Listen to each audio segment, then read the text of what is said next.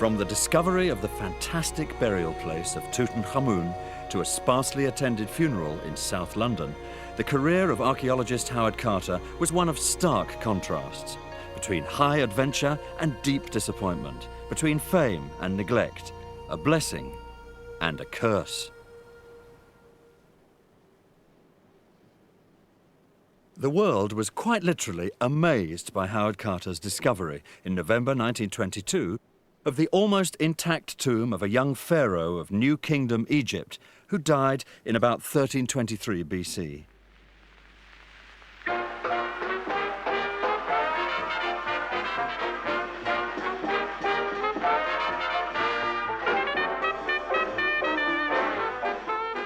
The press competed for the latest exciting news of the discovery. Tourists flocked to the Valley of the Kings in the Theban hills to catch a glimpse of strange treasures which had lain undisturbed for well over 3,000 years.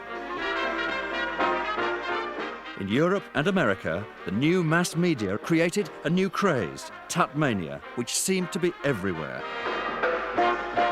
In 1922, this was the most powerful peacetime craze the world had ever seen.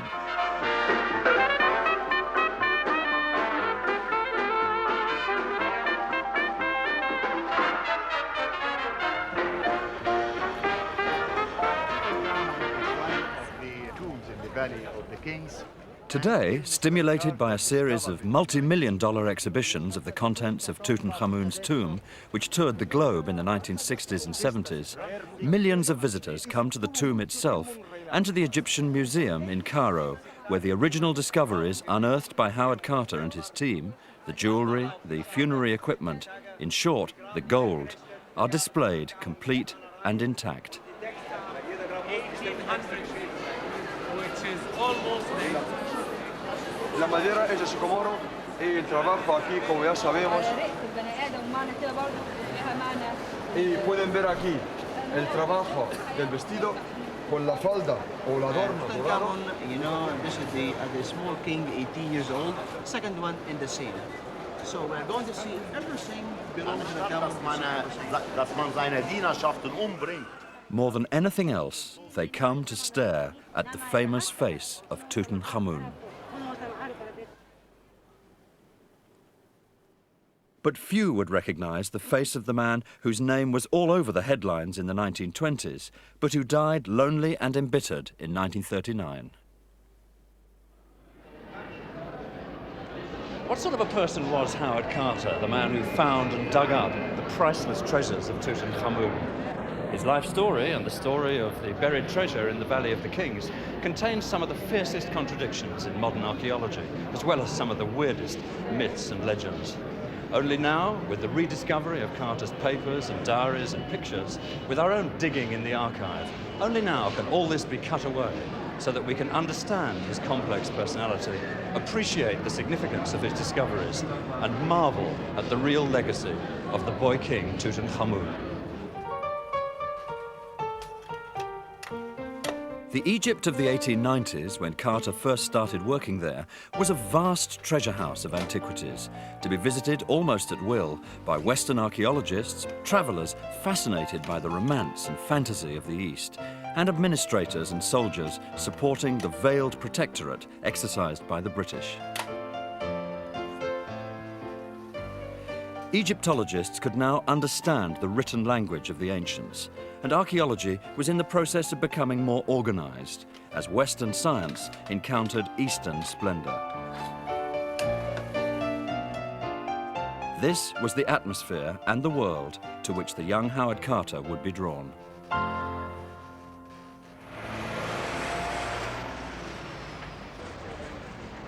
Howard Carter was born in London off the Old Brompton Road, Kensington, on the 9th of May 1874, but it was here, in the small market town of Swaffham in northwest Norfolk, that he spent his childhood. His father, Samuel Carter, earned his living as a painter of animals, wild, domestic and agricultural, and as an illustrator, also of animal subjects, for the Illustrated London News. In fact, Carter family tradition has it that Samuel did the original drawings for the great Landseer lion sculptures at the foot of Nelson's Column in Trafalgar Square. But then again, Carter family tradition tended to romanticize the hard facts. Howard was the youngest of 11 children, 8 of whom survived infancy. And because he was a weak, sickly child, he was sent away from London to be raised on his own in a farming community by 2 unmarried aunts. His education here was minimal. I was, he said, unable to go through a regular school training. It began later than usual and ended at the early age of 15. The grass feed at 14. Roger Groom. He grew up in this house, a solitary boy with something of a chip on his shoulder which would last for the rest of his life. But some things he did inherit in abundance: a good eye, a love of natural history, and a Norfolk accent.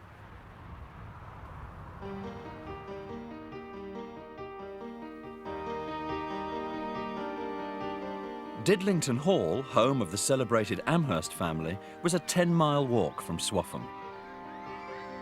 And the young Howard Carter spent a lot of time here, drawing in the garden and listening to stories about ancient Egypt and its archaeology.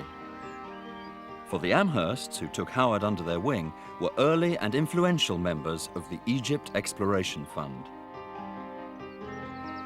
Didlington Hall housed the greatest private collection of Egyptian objects in Britain.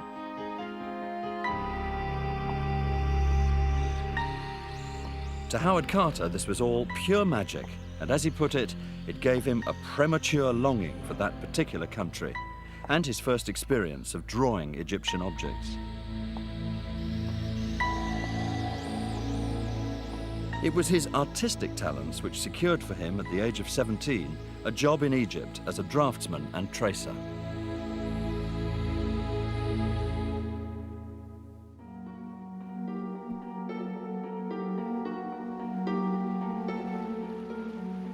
Stiff and dirty, after a long journey, we crossed over the river to the east bank in an antiquated native ferry boat.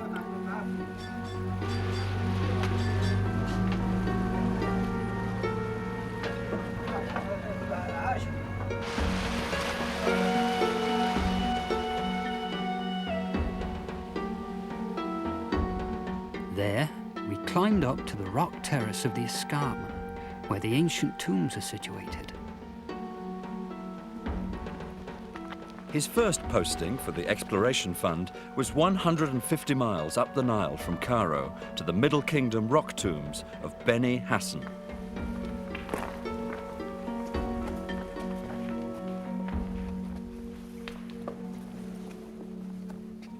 The tombs contained magnificent paintings, memorials, and inscriptions, which covered about 12,000 square feet of wall space.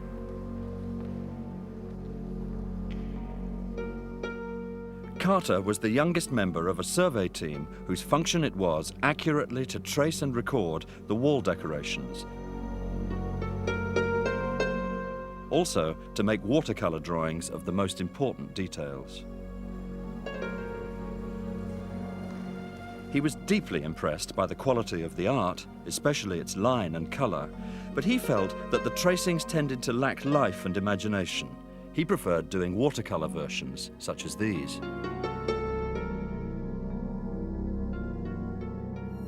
Above all, it was the romance of the place which got to him.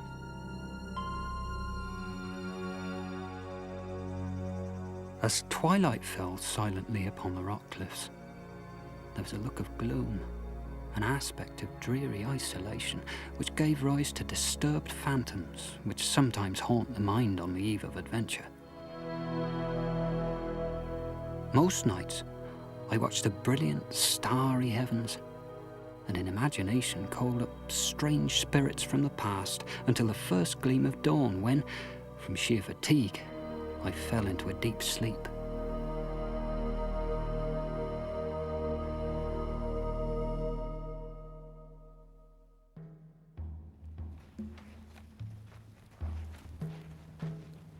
After half a season working as a tracer in Middle Egypt, Howard Carter moved south across the desert to join the new excavations at the remote site of El Amarna, the ancient ruined city of the pharaoh Akhenaten. A camel's hump is said to vary in size according to the condition of the animal. My old beast must have been in excellent condition. He appeared to have a lump everywhere. I rode him astride, sometimes sideways, but no ways could I get used to his rolling, side-to-side wobble.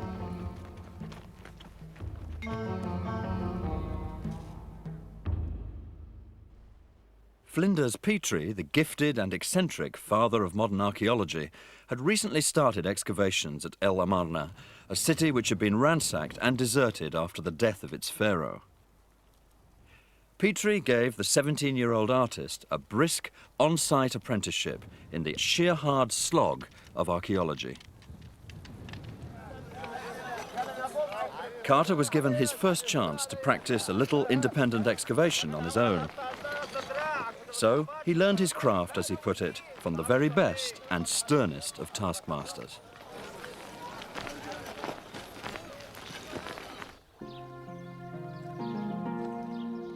Carter's next move in October 1893 as an artist and draftsman was up the Nile again to Thebes, the traditional capital of ancient Egypt and the city of the living, with its nearby City of the Dead just across the river. My recreation from the drudgery of this everyday work was to watch and paint the wildlife. My wild friends were fairly abundant, though diverse in character, mostly with feathers. The birds which delight in eking out a precarious existence in desolate solitude.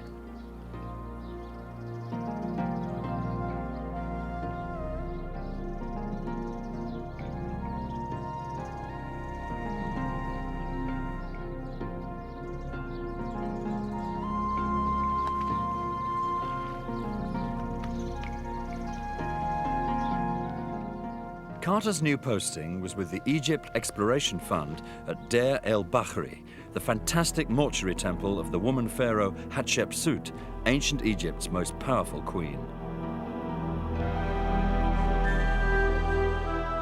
His role was to record the beautiful reliefs which were emerging in the course of excavations of the walls and pillars of the temple. Although the next 6 years were hard work, I learned much more of the Egyptians' art than in any other place or time. Carter also learned how to apply his artistic training, what he called the profession my father taught me, to the copying in watercolour of paintings and reliefs and wall sculptures and inscriptions. Now, the traditional approach to copying involved sticking some tracing paper to the wall and tracing the outlines before sending the outlines off to a draftsman off-site who'd fill them in silhouette. Carter preferred an approach which involved much more skill and imagination and intelligence. As he put it, a free hand, some good pencils and brushes, some suitable paper, and honest work. In fact, he didn't like to call this copying at all. He much preferred the phrase drawing work, which sounded a lot less clerical and menial. But there's no doubt it resulted in far better reproductions than the old tracing method, reproductions which drew attention to Carter's abilities for the first time. In 1899, at the age of 25, to the great surprise of his associates, Carter was offered the post of Chief Inspector of Antiquities for the whole of southern Egypt by the French-administered Egyptian Antiquities Service. This senior post required him to be policeman, diplomat, and archaeologist, and his sphere of operations now included the Valley of the Kings at Thebes.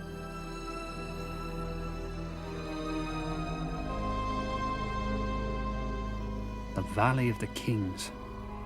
Of all Egypt's wonders, there is none, I suppose, that makes more instant appeal to the imagination. Here, in this lonely valley head, remote from every sound of life, with the Horn, the highest peak in the Theban hills, standing sentinel like a natural pyramid above them, lay many of Egypt's kings. But as Chief Inspector, Carter didn't have the funds to excavate. For that, he'd need a wealthy backer.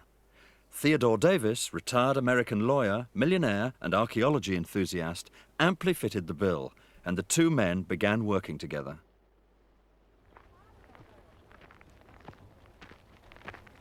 Dr. Donald Ryan, an American archaeologist of today, has specialized in retracing Howard Carter's footsteps of this period in the Valley of the Kings, including the rediscovery of tombs which had, surprisingly, been lost again in the meantime. I'm gonna get this big one here.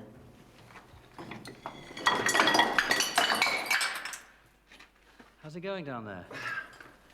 A couple more minutes. We'll have enough of it cleared so we can go in. One of the tombs which Don Ryan has recently rediscovered and studied is the anonymous tomb number 60 in a tributary valley on the eastern edge of the Valley of the Kings.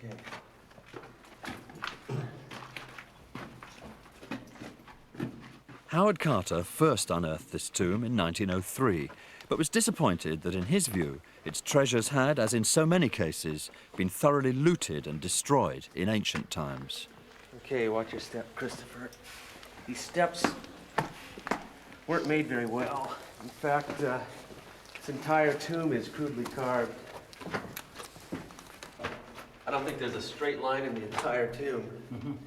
It's my feeling that the tomb was commissioned at the death of somebody important and just hacked out in a short period of time.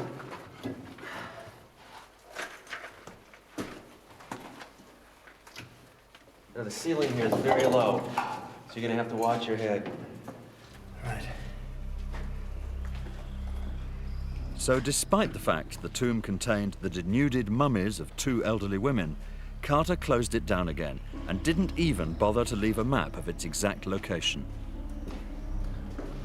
And Howard Carter dashed into this tomb, looked around, saw there were no inscriptions on the wall, apparently was not impressed.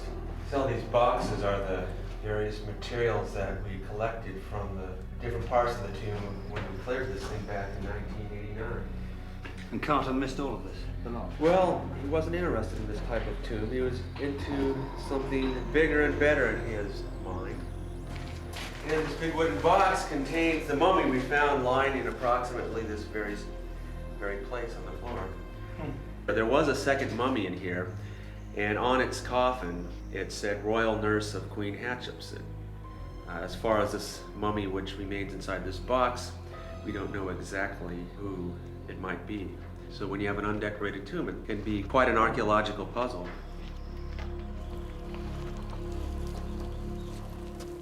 This tomb's a little different. You're gonna like it a lot.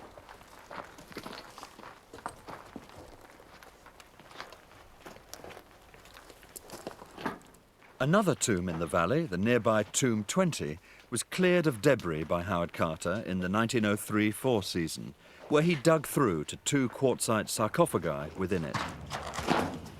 It's one of the deepest, steepest and most treacherous tombs in Egypt, and, then and now, full of air which is foul with the stench of tomb dust and bat dung. It was one of the most irksome pieces of work I ever supervised. There was serious danger of the rock falling in upon us. And to add to our trouble, the air was also very bad. Candles would not give sufficient light, and I was obliged to introduce an air pump. Even then, the workmen could only work 3 hours at a time. Oh, stench. It's really good. What is it? I think you know what it is. It's bat guano. I suggest you get against the wall or something, because these things, I think there'll be a lot more coming. Here, stay against the wall, Christopher. All right?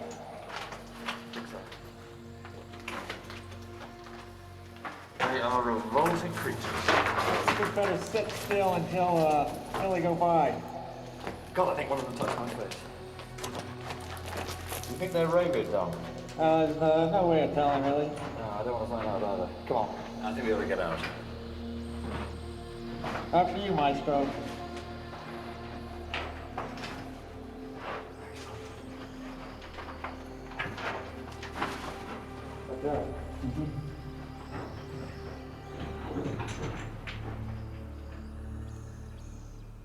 Howard Carter spent his years as chief inspector refining his technique as an excavator, getting to know every inch of the Theban necropolis, and developing a feel for reading the signs.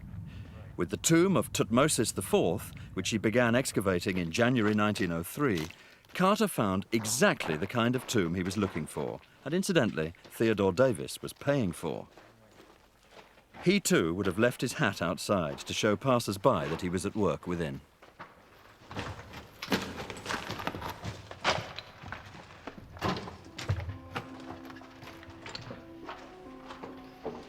Hey, this is more like it. This is just the kind of tomb Howard Carter was hoping to find. It's a beautifully painted royal tomb of the 18th dynasty. All the little tombs he found prior to this really pale in comparison. Carter said about this that at last he'd drawn a prize in the lottery of excavation. His moment of triumph. We can see right here, there's some ancient evidence of tomb robbery. This is an ancient tomb robber's rope that was tied around the pillar here. You can see it's knotted so that the tomb robbers could climb up and down. Incredible. What does an excavator do in the moment of triumph, when he feels he has drawn a large prize? Here were all the proofs that I had found the tomb of Pharaoh Thutmose IV, Have a look at which, this. as you may conceive, gave me a considerable degree of satisfaction.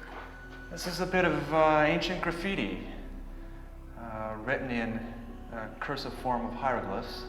And it says, Year 8, 3rd month of summer, Day 1, in the reign of King Horemheb. That'd be about 1311 BC. King Horemheb commanded Maya, which was one of his officials, restore the burial of King Thutmose IV. Restore the burial, what does that mean?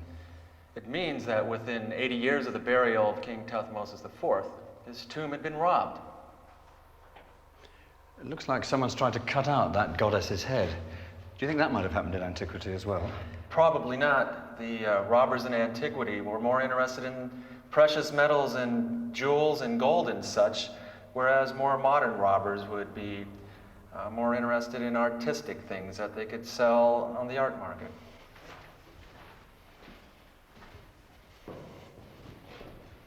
Within this burial chamber, everything had been broken to bits and thrown helter-skelter by those ruthless vandals, the tomb plunderers, who in their thirst for gold had spared nothing. And this is the great quartzite sarcophagus of Thutmose IV, although his mummy would never be found in this tomb. Carter, I think, said that there were all sorts of bits of linen and ceramic lying around the sarcophagus here, so that the scene resembled an orgy rather than a hallowed place. And I believe he thought that the robbers of antiquity had done it.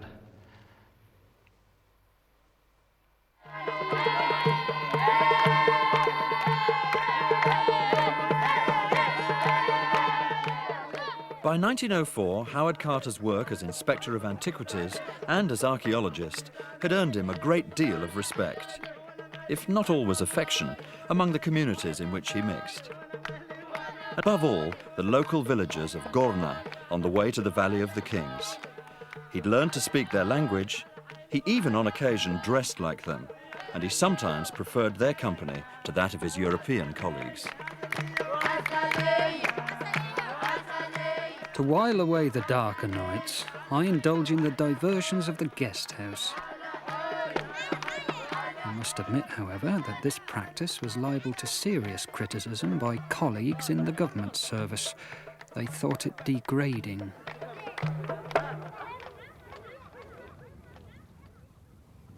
In late 1904, Carter was moved from the Inspectorate of Upper to Lower Egypt, which included in its sphere of influence the great necropolis around the step pyramid of Saqqara. After 5 years, it was time for a change, but unfortunately, the new post was to go disastrously wrong. A week into the new year of 1905, and a party of some 15 French people, having had a jolly good lunch over in the palm groves of Memphis, and having had several bottles of wine to wash it down, arrived here at the Saqqara necropolis by donkey and asked in a semi-coherent way to see the monuments. The local ticket inspector, naturally enough, asked them for their money, and several of them refused to pay. They hung around, had a few more drinks, and made their way down to the Serapeum.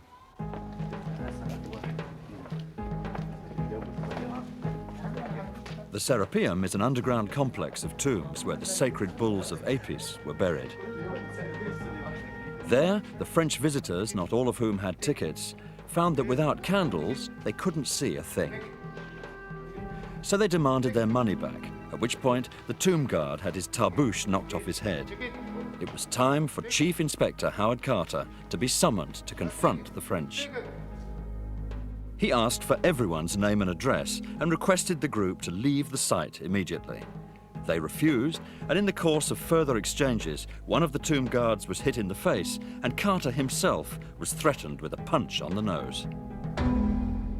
The phrase dirty French was heard by several witnesses to soil Howard Carter's lips as he ordered his men to defend themselves as best they could.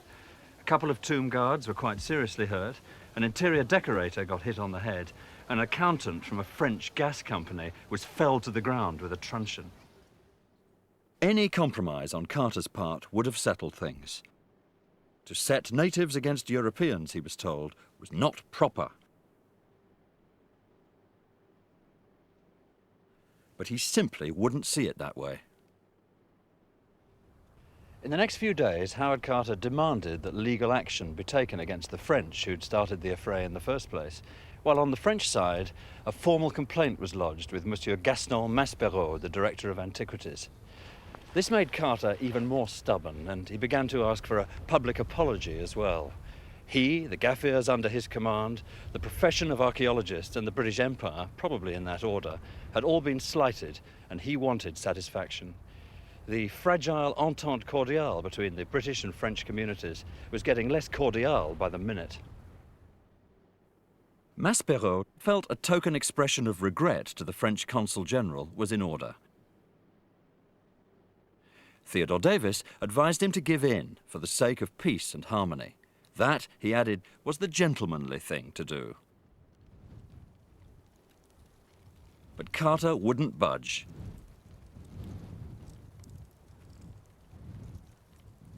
So, at the age of 31, he'd done serious damage to an exemplary career and subsequently resigned.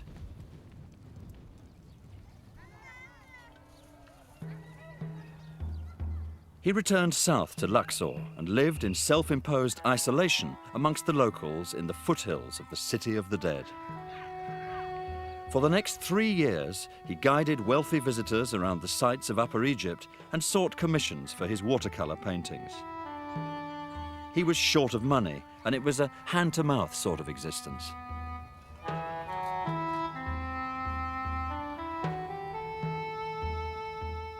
A far greater trial lies in the monotonous life that one is obliged to lead.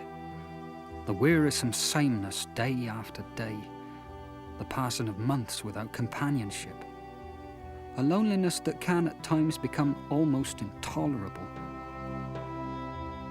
Without some mental occupation, it would, I believe, become suicidal.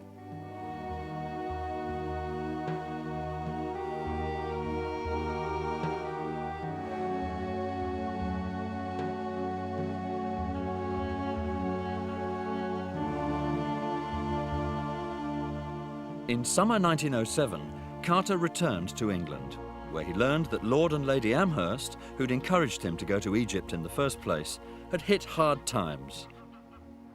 Didlington Hall was up for sale, and the great Egyptian collection was to be dispersed. His world seemed to be collapsing all around him. Didlington is in brown paper parcels, and Lady Amherst is saving odd bits of string.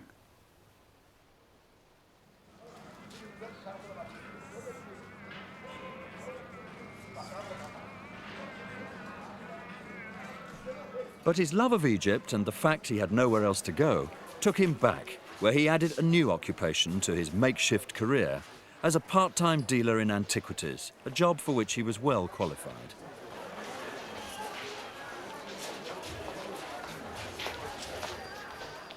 He knew what he was doing and was well known to those who regularly sold their discoveries and acquisitions in the bazaars and side streets. It was a case of gamekeeper turned poacher.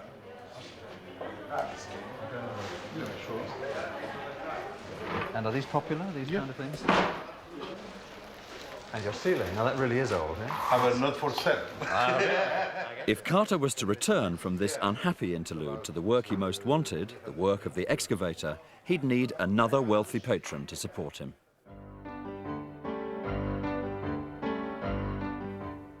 George Herbert, 5th Earl of Carnarvon, was a sporting gentleman. In the early years of the century, he'd had a spectacular motoring accident, which led him to spend time away from the family home at Highclere Castle, Wiltshire, on doctor's orders, in a place where the climate was said to be better for him, and also to his search for another absorbing pastime, the excavation and collection of Egyptian antiquities. I would much rather, he said, find an unrifled tomb than win the Derby. And he was in the enviable position to do both. At first, Carnarvon was granted a permit to excavate here in a part of the Theban necropolis where even an amateur could do little damage. It had been rummaged over many times before, and all he had to show for his investment was a mummified cat. But he was absolutely thrilled with it and determined to secure a better concession. For this, he would need a professional advisor and assistant, someone with more credibility. Gaston Maspero suggested his ex-colleague, Howard Carter. It was the start of a most unlikely friendship between the grandee who admired Carter's skills and the craftsman who returned the compliment by modelling himself on his patron. Neither of them could imagine where the partnership would eventually take them. As a sign of Carter's newfound security, he decided to design and build his own castle, a permanent home at the entrance to the Valley of the Kings, which he called Castle Carter. What he yearned for was a concession in the valley itself. What he got was permission to work around its margins.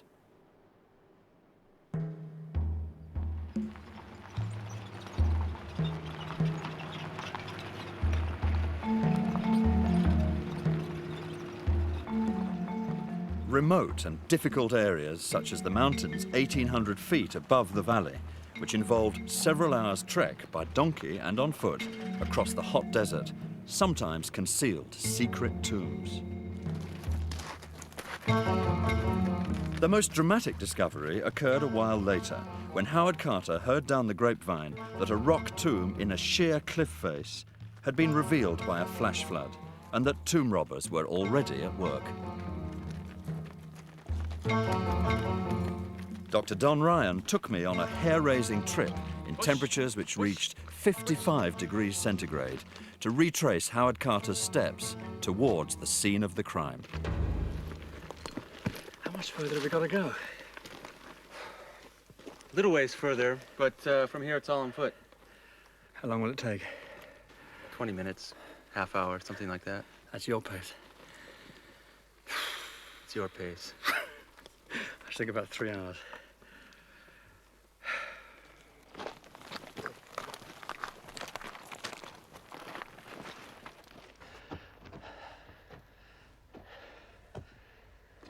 There it is. You're kidding me. So where's the tomb? It's a little opening up in the cliff. God. That one there, halfway down. Right, that's it. How on earth did you get to it? How'd you get down there? God. I think it looks lethal. Piece of cake. Oh, yeah. That's pretty inaccessible. They certainly hid it. So you have to come down from the top? Right. You've obviously done this before. Once or twice. I haven't, Donald. It's not a problem. I see. There isn't and wasn't a path up this mountain, just a field of boulders with a sheer drop on either side of it, which has seldom been disturbed since Carter's day.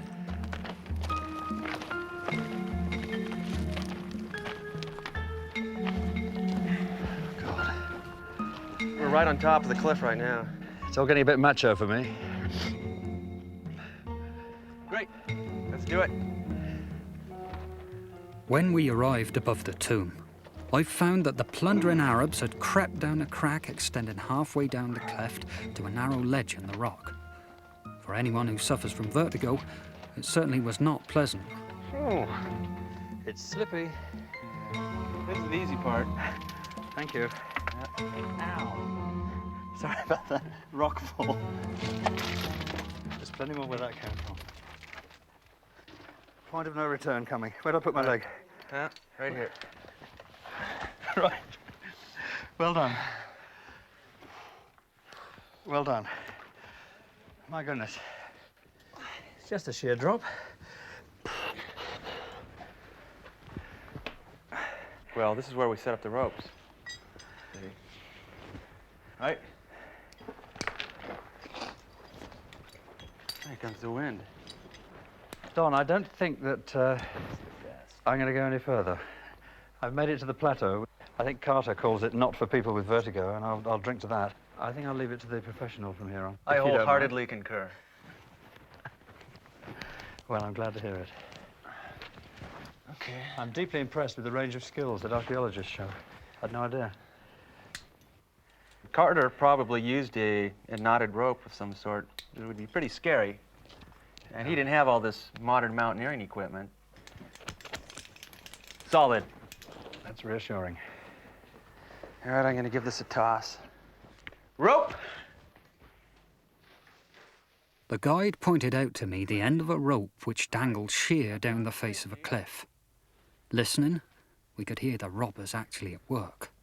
So I first severed their rope, cutting off their means of escape, and then, making secure a good stout rope of my own, I lowered myself down the cliff. Set. And ready. Chock the way.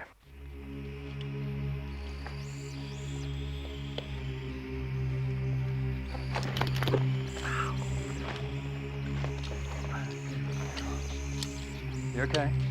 Oh, yeah. No problem. It's a bit bumpy.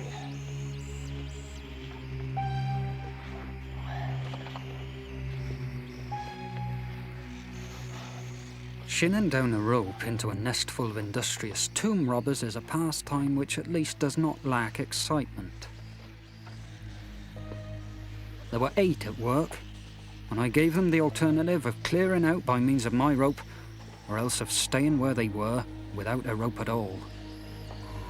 Eventually they saw reason.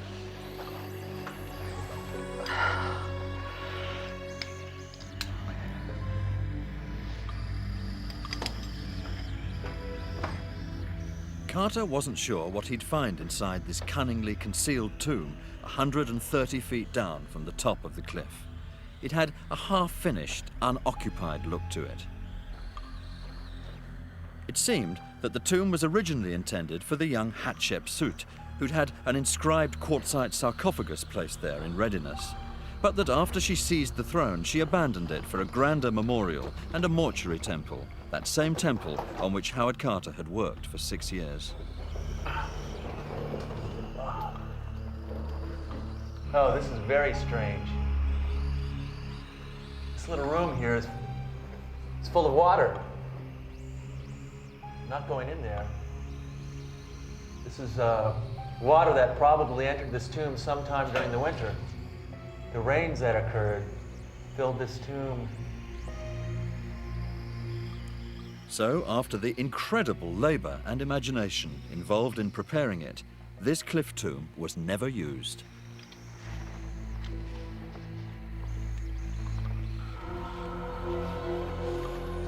In this secret spot, her mummy would have had a reasonable chance of avoiding disturbance. In the valley, it had none. A king she would be, and a king's fate she shared.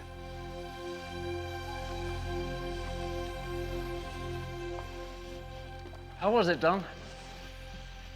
Been damaged excessively by flooding. See, when Howard Carter was working on this tomb over a period of 20 days, he came up and down this little bit here in a net. Let down by someone from above or from below? Hell, probably with a pulley of some sort. Yeah. Sounds a more civilized way to travel to me. There you go. Thank you, old chap. Well done. In spring 1914, Theodore Davis publicly announced that the Valley of the Tombs is now exhausted, and he pulled out. But Carter was convinced there was still at least one more tomb to be found, and he had good reason. Every day, hundreds of tourists walk past this spot, which is unmarked, without even noticing it. And yet, it played a key part in the research which led to Howard Carter's great discovery. The research involved a series of finds made between 1905 and 1909 under the patronage of Theodore Davis. In particular, the discovery of some objects which proved to bear the name Tutankhamun. The discovery was from this so-called tomb, which is less of a tomb really, more of a box cut into the rock. And it took the form of 12 storage jars, the remains of a funerary feast, some embalming fluid, and some seal impressions. Theodore Davis was convinced he'd stumbled on the badly plundered tomb of Tutankhamun, and he said as much at a public gathering where he also showed what happened to papyrus when it had been buried for over 3,000 years by tearing a large piece of it to pieces in front of the assembled company. Howard Carter was less convinced. He came to believe that the objects which were removed from this so-called tomb had been taken from another royal tomb, which must be located nearby. The true significance of these discoveries wasn't appreciated until later, by which time Carter had planned a systematic search of the valley beyond. But his plans came abruptly to a halt.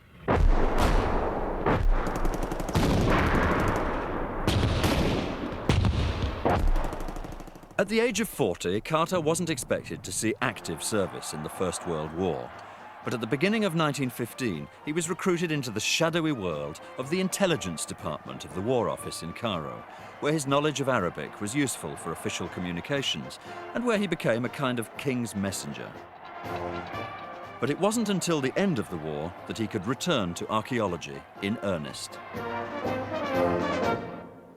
Work resumed in the valley in December 1917, with Howard Carter still digging on behalf of Lord Carnarvon, but now planning what he called a systematic and exhaustive approach to the whole business of finding an undiscovered tomb. It was an approach which involved taking a 2.5-acre area of ground, defined by the triangle the tomb of Ramses VI, the tomb of Meneptah, and the tomb of Ramses II. A triangle rather like this: Ramses VI, Meneptah, Ramses II. Then, dividing it up on a grid system derived from plans for artillery barrages in the First World War, and then systematically digging away all the loose chippings and debris right down to the bedrock. As Carter commented, in 1917, our real campaign in the valley commenced. Carnarvon employed up to 100 men to shift thousands of tons of stone chippings thrown up by previous excavations. As 5 seasons went by, Carnarvon was all for abandoning a search which seemed to be getting nowhere slowly. But Carter argued for one last season, which he even offered to fund himself, and Carnarvon eventually agreed. The season would begin on the 1st of November 1922 with the clearance of the remains of some ancient workmen's huts built for the labourers who dug the tomb of Ramses VI. It was his last chance. 3 days later, a slab of limestone was uncovered here, probably by the water boy, the most junior member of the workforce. It turned out to be a step cut into the bedrock. By late afternoon, the outlines of 12 steps had been cleared, leading down to the upper part of a door, which was plastered and sealed. But the seal impressions on the door were indistinct. With enormous self-control, Carter ordered the steps to be filled in and sent a telegram in code to Lord Carnarvon. At last have made wonderful discovery in valley. A magnificent tomb with seals intact, recovered same for your arrival. Congratulations. 2.5 weeks later, Lord Carnarvon and his daughter, Lady Evelyn Herbert, arrived in Egypt, and by the afternoon of the 24th of November, the stairwell had been cleared. Digging down a few inches below the seal impressions he'd already looked at, they unearthed some much clearer ones. Carter could even make out a name on one of them, the name of Tutankhamun. But their excitement became anxiety when they saw that the door had been opened by force at least once before and then replastered and resealed in antiquity. The door was carefully removed, revealing a 30-foot sloping passageway filled with limestone chippings, through which a tunnel had already been dug and again refilled in the top left-hand corner. By 4 o'clock in the afternoon of Sunday, 26th of November, the passageway had been cleared. There was a second sealed door. His hand shaking, his throat dry, Carter cut a small hole through the door. He lit a candle and peered into the darkness. At first I could see nothing. The hot air escaping from the chamber caused the candle flame to flicker. But presently, as my eyes grew accustomed to the light, details of the room within emerged slowly from the mist. Strange animals, statues, and gold. Everywhere, the glint of gold.